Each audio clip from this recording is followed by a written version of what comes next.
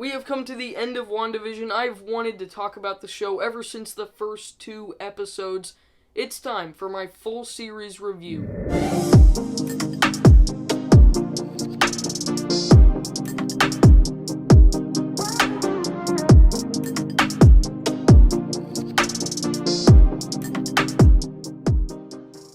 Welcome to another new video, everyone. I'm Movie Micah, wearing my Avengers shirt today. This is the first MCU content we have gotten in over a year, and it did not disappoint. This is going to be my full review, talking about each episode in order, and then I'll give you the ranking of all 9 episodes at the end, which is a really hard task, because all these episodes are so different. It's hard to rank them, but I did, and you'll see that ranking at the end of the video. But before then, let's get started with my series review. The first 3 episodes of this show all go together for me because these are the sitcom episodes without context, and all 3 of these are great. It's so interesting how every line has 2 different meanings, because when Wanda and Vision don't know where they came from or what day it is, it feels like a funny sitcom kind of thing, but it also has another meaning because they actually have no idea what this world is. It's just such an incredible way to bring us into Phase 4, because while these 3 episodes are very disconnected from what we've seen from the MCU before, there are the little moments that keep you interested, and everything comes together eventually. The concept of this is just amazing. A sitcom between these 2 superheroes doesn't really make any sense, and we really don't know what's happening at this point, but neither do these characters. Nobody understood everything that was happening in these episodes, and that's pretty cool. Then we got episode 4, and here we got quite a lot of explanation. We got to explore what was happening outside of Westview during the events of all the first 3 episodes, and that was just great. It explained little parts of what was happening, while also keeping all the intrigue and opening all new questions that need to be answered. I also absolutely loved the opening to this episode, where we saw the blip bringing people back in a hospital, including Monica Rambeau, the girl from Captain Marvel. This is what I wanted to see more of from Far From Home, the real-life people responding to what happened in the blip. It almost makes Endgame even better. After the first 3 episodes were really disconnected, this one brought Jimmy Woo from Ant-Man and the Wasp, Darcy from the Thor movies, and Monica from Captain Marvel, all in the same place. For all the people who were annoyed with the sitcom episodes, episode 4 gave us some context, and just enough background to make it even more interesting. It was just mind-blowing to see how all of this came together. Episodes 5 and 6 are the best of the show, but you'll see my complete ranking later. In these episodes, we find out that Wanda is the one controlling Westview, and that she created this entire world herself. And these episodes are where we get the most crazy images, reveals, and moments. Vision starts to find out what's happening, and when he goes exploring, it's so interesting. Seeing the creepy images, and then that scene with Agnes in the car, it's pretty mind-blowing, just finding out more details. Also, there's the Evan Peters stuff. Now, some people knew it was Quicksilver right away, but other people are very surprised when they find out that the guy who showed up at the door is actually Quicksilver from the other Marvel movie universe. That was amazing. Then there's also Wanda and Vision's kids, aging up super fast from babies to 10-year-olds in the same day.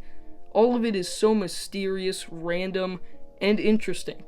I truly think they did these episodes perfectly. They're perfectly paced, and they didn't rush all the explanation. It's perfectly timed, and these are the episodes that made me think WandaVision is one of my favorite MCU projects. But then we went into episode 7, which was a huge step down for sure.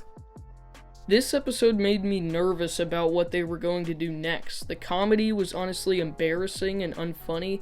The fourth wall breaking just didn't work and didn't make any sense for what it was going for.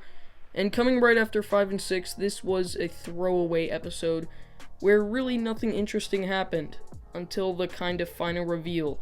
At first, this ending made me really nervous about the Agatha character. because they suggested that it was Agatha who did all the Westview stuff instead of Wanda. I didn't like that. Thankfully, that's not what they did. Agatha just happens to be another witch who came to Westview because of Wanda. Wanda is still the one controlling Westview. Still, this episode is by far the worst. It's not funny or enjoyable, and actually hard to watch at some points. This is actually the one where the sitcom parts were a lot worse than the things outside of Westview. Episode 8. Now this was exactly what I wanted for Wanda with character development. We really got to explore her past, and it made her character a lot more interesting. Ever since Age of Ultron, we had been hearing about what happened to Wanda and Pietro when they were kids, and now we finally got to see that. We also got to see when Wanda created the Westview hexagon thing, and it's all amazing. Overall, WandaVision is all about Wanda going through grief and finding ways to cope with that. After losing her parents, her brother, and Vision, she doesn't know how to do anything else other than use her powers to bring someone back. I mean, what an incredible show. So yeah, definitely the best parts of this episode is the character growth that we got for Wanda. Something I didn't like, though, is the opening with all the witches and some parts with Agatha. I'm happy that they didn't make her a bigger villain than she needed to be, but this still wasn't my favorite. The opening went to the time of the Salem witch trials and showed us that there actually were real witches there, including Agatha. This seems to be setting up something bigger to come later in the MCU, but I'm not sure how I feel about that.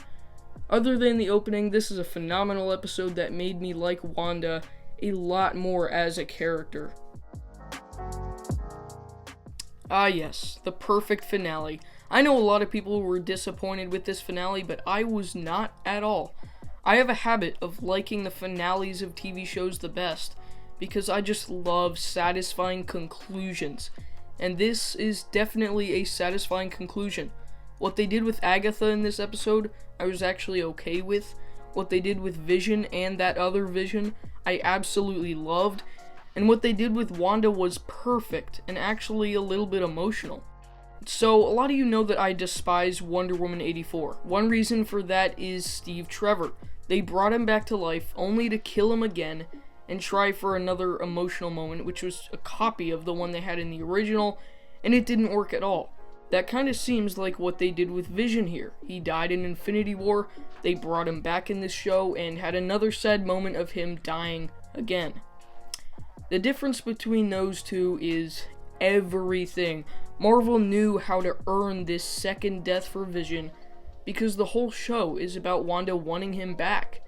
So overall, there was a lot to wrap up in this episode, and I think they did it extremely well. I'm excited to see what happens next with Wanda and Vision, because that other Vision is still out there. But I was super satisfied with this finale and this show. Not much else to say, so here's my ranking.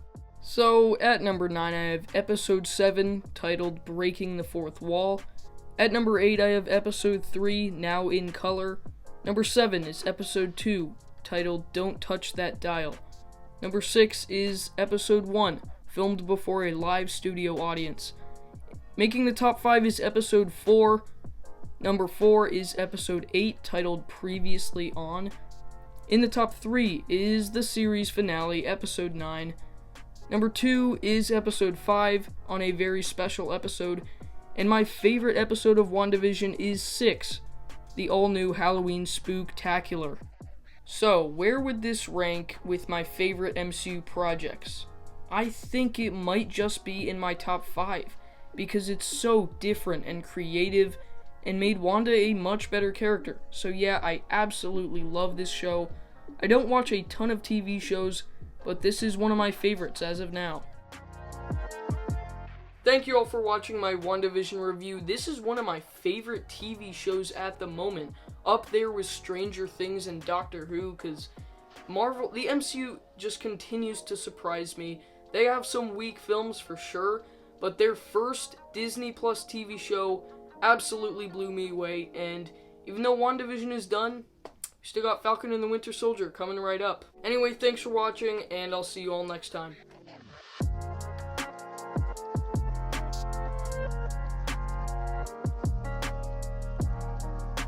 you.